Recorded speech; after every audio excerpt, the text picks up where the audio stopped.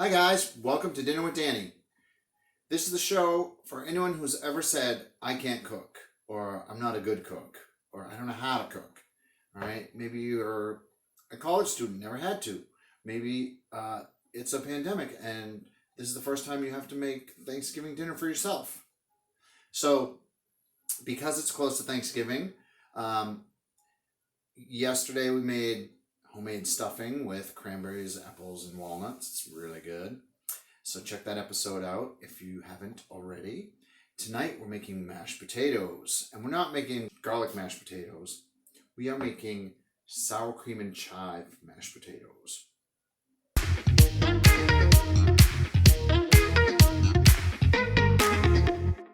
If you haven't seen the show before, I switch up my aprons a little bit. This one says Daisy on it. My friend Eric's mom made this. My other one says Lucy. Those are my two puppies. They make appearances occasionally, or you hear them lapping up their water while I'm talking. So the first thing we'll do, these are actually kind of easy, but they're a little time consuming. So you probably want to give yourself like an hour total for the mashed potatoes. So if like you're timing your turkey and your stuffing and everything, figure an hour for this because you're going to take about 15 minutes to prep, about 20, 30 minutes to cook, and then another 15 to mash them up and add all the good stuff. All right, so the first thing we do is get these potatoes peeled and cut. So if you have a potato peeler,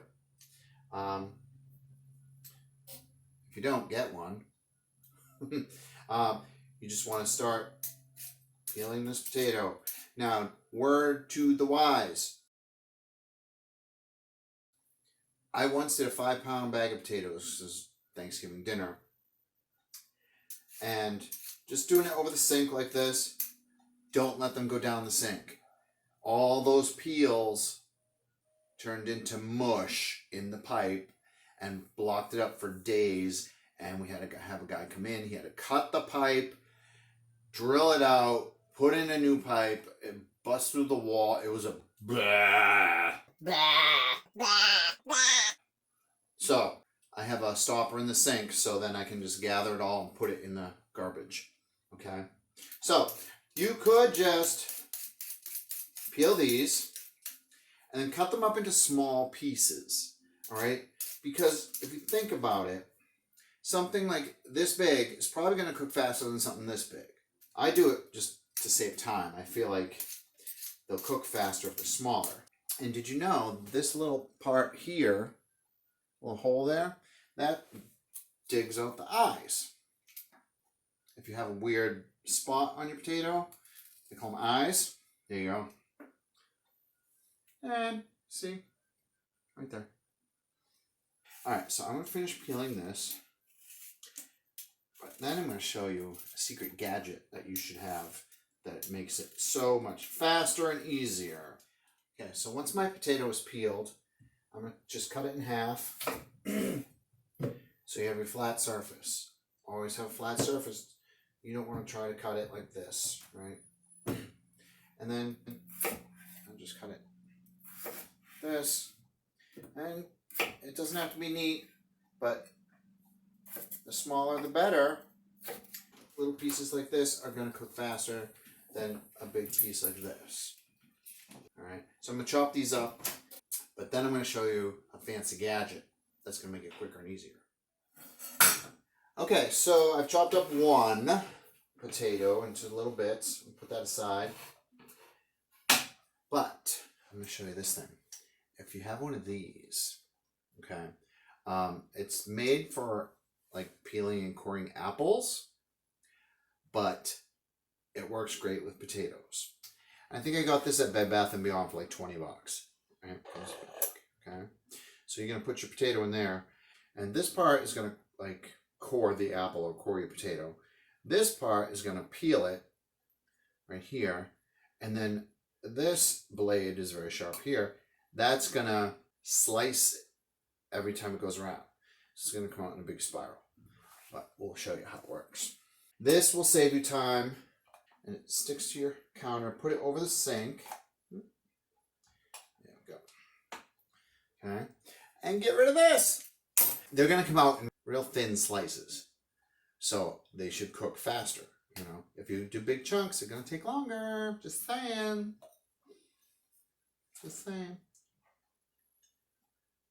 What is this? What is this?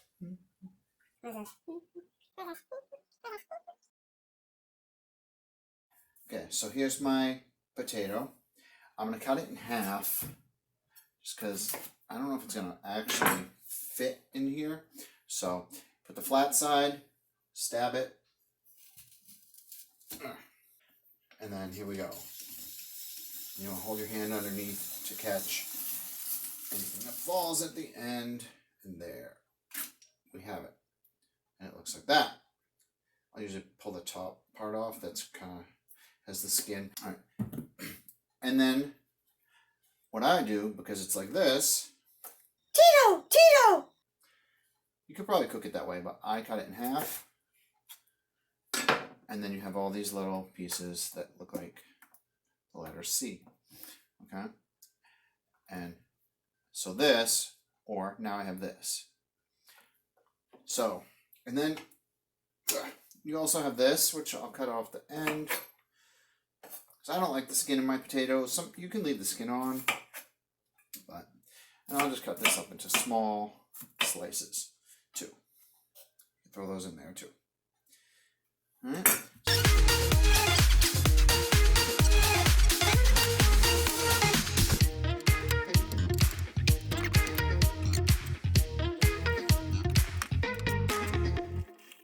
And we're done here.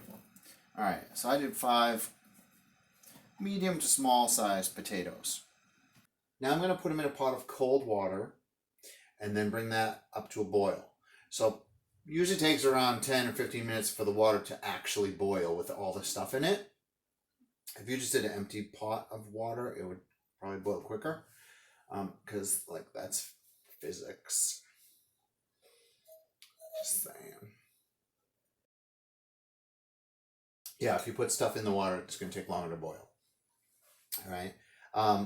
And then we want to boil it in there for 10 or 15 minutes. What my theory is, boil your potatoes to death. You want them soft enough you can mash them with a fork. Because I'm going to use my mixer. But if you ain't got no mixer, you could use one of these and just mash, right? Because you're going to cook them so they're so soft you can mush them with a fork. Let's put these in the water. So you're going to go into the cold water. Oops. Plus that way it won't splash boiling water on your wrists. You get a slotted spoon and just give it a little stir. I had a lot of potatoes in there. Alright, we're going to put that on high so it boils. Okay, so my potatoes are in the water. Take about 10-15 minutes for it to come to a boil, and then you want to watch them because it could boil over. But I cannot make Thanksgiving dinner, stuffing and mashed potatoes and gravy, without telling you the story about Chuck E. Cheese. So when I was probably 17, 18 years old, I thought I'd be cool Uncle Danny, and I brought my brother Bobby's 2 kids to Chuck E. Cheese. Bobby and Sean. Sorry. And we were there for a while. They were having a great time. And after a while, I started getting a headache. It's very loud in there if you've ever been. So I'm like, all right, finish up your tokens, and then we have to get going. And then come back to them a little while later, and they still had a handful of tokens. I'm like, finish those up, and then we're going to go. I come back later. They still had a handful of tokens. I'm like, what's going on? They found a machine that was broken, and the coins just kept coming out the back. I'm like, finish those, and we're done. And then they announce, it's time for the turkey gobbling contest. Oh, can we do that? Can we do that? Can we do that? Okay, fine, we'll do the turkey gobbling contest. So Bobby's like, what do I do? What's a turkey? How do I do a turkey gobble? So I said, go like this. They get up there, and there's like, I don't know, 20, 25 kids, and he's first in line, and he gets up there and he goes, And then every other kid, including Sean, goes, gobble, gobble, gobble, gobble. So Bobby wins the turkey gobbling contest. Yay! 50 more tokens! I was like, yeah, kill me now. I had a migraine at this point. I'm like, oh my god, 50 more tokens. He won the turkey gobbling contest thanks to cool Uncle Danny. So now we're going to make gravy. All right, gravy's tricky because the flavors I always get right. The consistency, getting it to thicken or get it too thick, and then, yeah. So I usually just get a can of chicken broth. For Thanksgiving, I'll probably get like a big box of, I saw turkey broth in the store. Usually you can't find it. I usually just get chicken broth. Use flour, butter, make our roux, and then add your chicken stock. I'm going to get that to thicken. It's a process. And then we're spice it up, and it's going to be really good. And then it's going to be really, really good. Okay, so my potatoes just boiled almost over. So here's the trick. If it starts to boil over, take a wooden spoon, lay it across, and get rid of the cover. That way, whenever something comes up, the bubbles, I think, will pop because of the spoon. I don't know. Shut up, Barbara. I'm going to do about 2 tablespoons of butter. I'm going to let that melt on low a little bit. When you're making gravy, you always want to start with the flour and the butter roux first. I remember my mom on Thanksgiving, she'd have the pan with the drippings of the turkey, and she'd put flour in that and try and whisk that. She's whisking the hell out of it, but if you put flour in the liquid, you're still going to get those lumps of flour. It's never going to go away, no matter how hard you whisk. So you start with the flour and then you add the liquid to that. And then you can always add the turkey juices from the pan to your pot, on the stove. I always do that, add a little extra flavor to that. Okay, our butter's pretty much melted. I'm going to add 2 tablespoons of flour. 2 heaping tablespoons. How's that? You want equal parts flour, butter, and then you're going to give that a little whisk until it turns into this kind of paste. And you can kind of smell that the flour is not raw anymore, if that makes sense. So once you get this paste, that's your roux. Okay? And that's going to be your thickening agent. So to this, we're going to add 1 can of chicken broth. I'm going to do the whole can because I did 2 tablespoons of each. All right. And we'll give this a stir. Now comes the tricky part. To get it to the right thickness, you want to bring it up to a slight boil. So we turn the heat up. Give that a minute. All right, my gravy is starting to boil and it's starting to thicken a little bit. Still not thick enough, but now I'm going to start to add some flavoring to it. All right, I got me some poultry seasoning. Yeah. Thyme. Put a bunch. Rosemary. You can never have enough rose. Oh, shoot. I guess you can't have too much rosemary. Well, we're going to strain it, so that's fine. So it's okay that I put a ton of rosemary in there. It's the flavor that counts. Add some garlic powder. I feel like gravy needs garlic. I always add a little adobo. Starting to thicken up. Can you see that? Starting to stick to the edges a little bit. And you want to keep it a boil for a few minutes. Let it get thick and then turn it down. Because if you think about it, when you put it in the fridge overnight, it thickens up because it's cold. So when it's colder, it's going to get thicker. But we need to get it started first. And then last but not least, our salt and pepper. Salt and pepper's here and we're in a fit. I feel like gravy needs a lot of garlic and a lot of pepper. All right, we're going to let this go a couple minutes. I'm going to turn it down a little bit. You can see it starting to stick to the sides there. All right, so it's getting there. That's why I always say leave extra time to make the gravy. Let's go get my mashed potatoes. Okay, while our gravy's starting to simmer, I'm going to drain my potatoes. They've been cooking for a while, so cook them to death. You can mush them with your fingers. But don't, because that's hot. They're hot. They're hot. They're hot. They're hot. So I'm going to drain them into a colander. All right. So get your potatoes into a nice big colander. I am lucky enough to have one of these stand mixers. I got this on the Home Shopping Network. Yeah.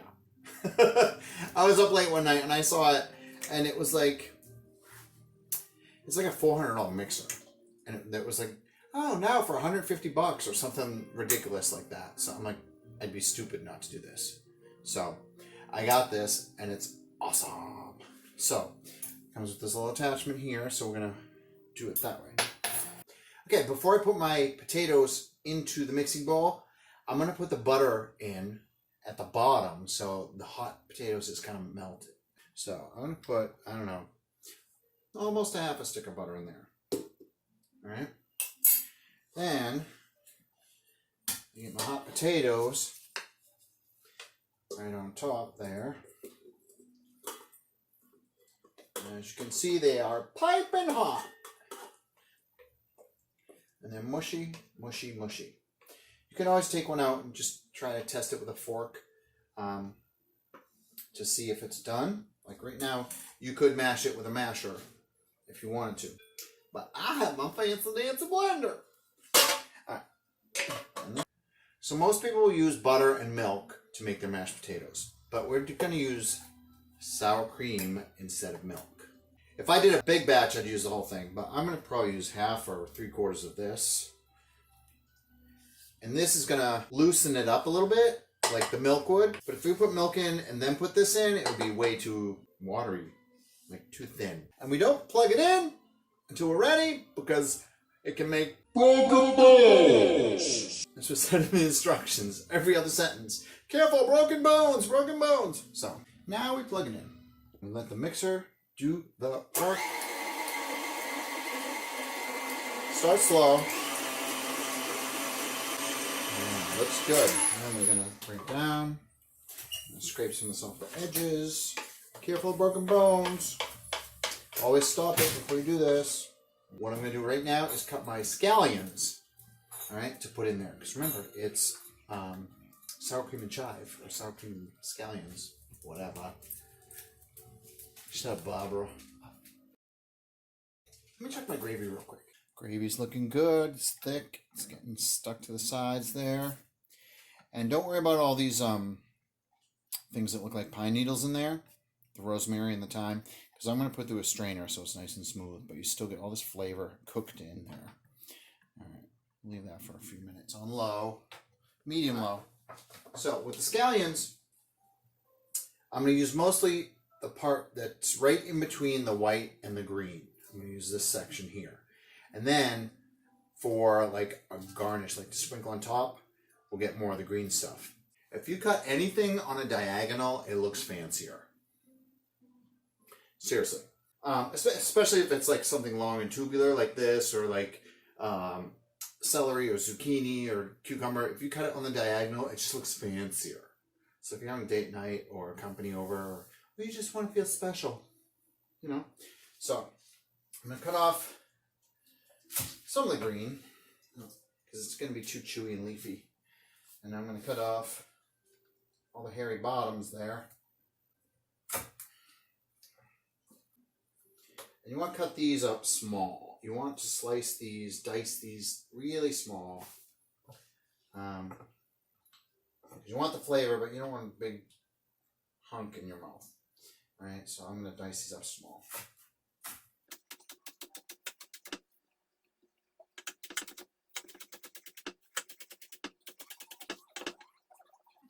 Just to get close to the green part, because then you'll feel it's harder to cut.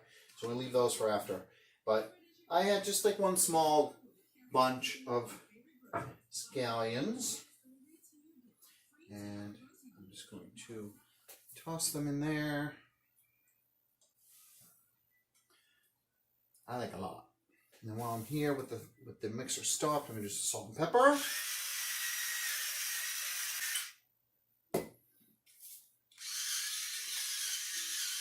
All right, let's put this back up.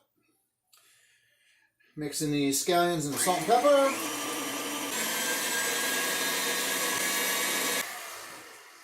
I'm gonna unplug it. Get a little taste.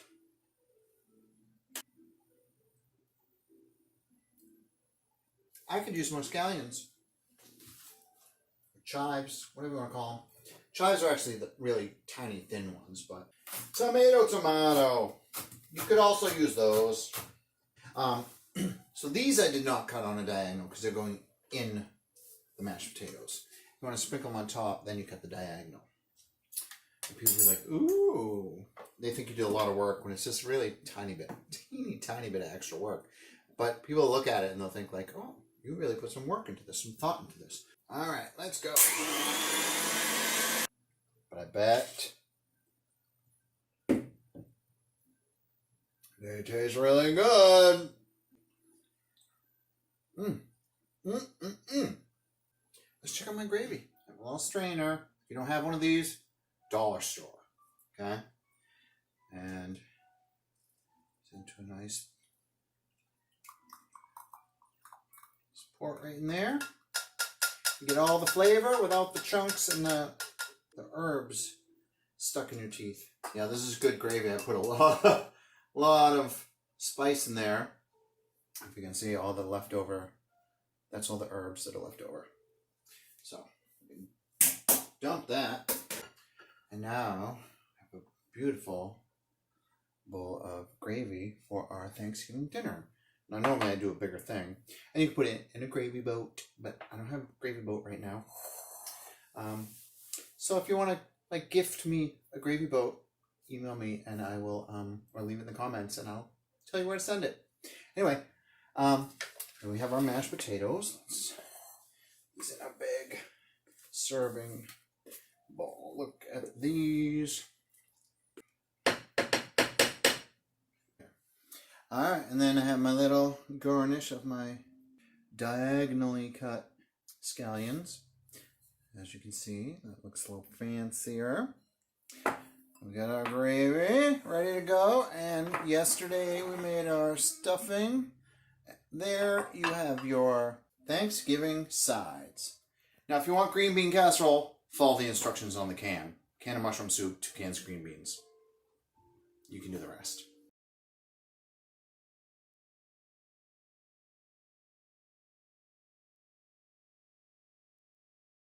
Anyway, happy Thanksgiving, y'all. Y'all? Who says that? Happy Thanksgiving, everyone. And thanks for watching. I hope you enjoyed it. I hope you learned something, got a few tips. Hope you try it. Hope you make it because it's really good. Write in the comments below if you tried it, if you liked it, if it sucked, whatever. All right. But yeah. Thanks for watching. Remember, if you don't eat, you'll die. Food for thought.